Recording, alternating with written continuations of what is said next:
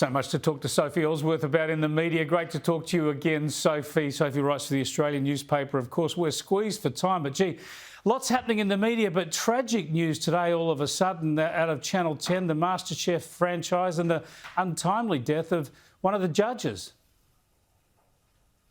That's right, Chris. Jock Zonfrillo was unfortunately found dead at the early hours this morning in Lygon Street, Melbourne.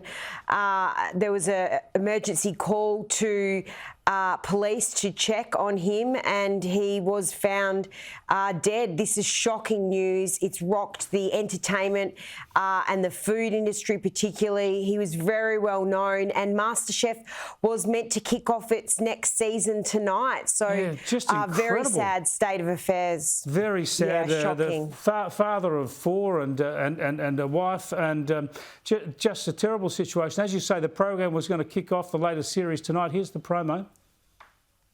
I walked across an empty land.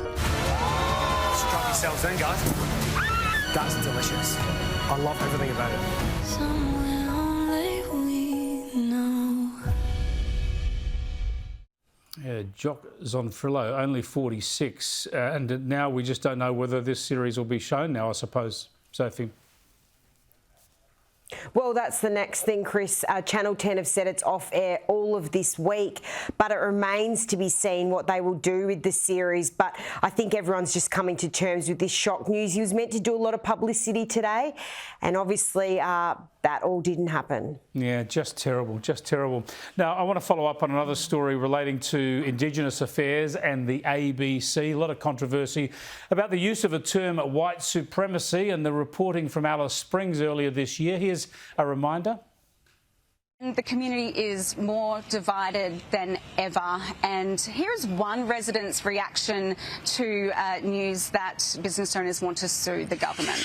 But instead they want to take punitive approaches, they want to reward the landlords, and it's just a total white supremacist fest in there, and I'll tell you what, the vibe, it was scary. Yeah, and that's the feeling expressed by so many people at this meeting that was cut short, as you say, Carly. Yeah, Sophie, we've spoken before about how so many people in Alice Springs rightly felt slighted by that reporting, and we heard that the reporter wasn't even in the room, but now there's some legal consequences? That's right, Chris. So Garth Thompson, who led that town meeting with thousands of people in attendance, has issued a legal notice to the ABC. He wants stories retracted with those white supremacy claims, and he also wants an apology to the town of Alice Springs. He said he's been absolutely hauled over the coals. He's received immense vitriol because of this, because he led the event.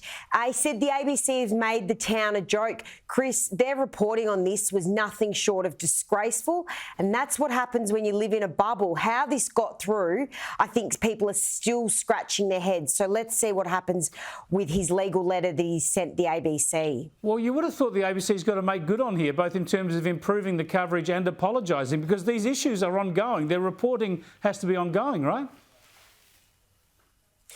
Well, certainly it does, Chris, especially in the lead up to the vote in the referendum. But this is a mess. It will not go away for the ABC. And there's a lot of people still very upset with the public broadcaster over this, Chris.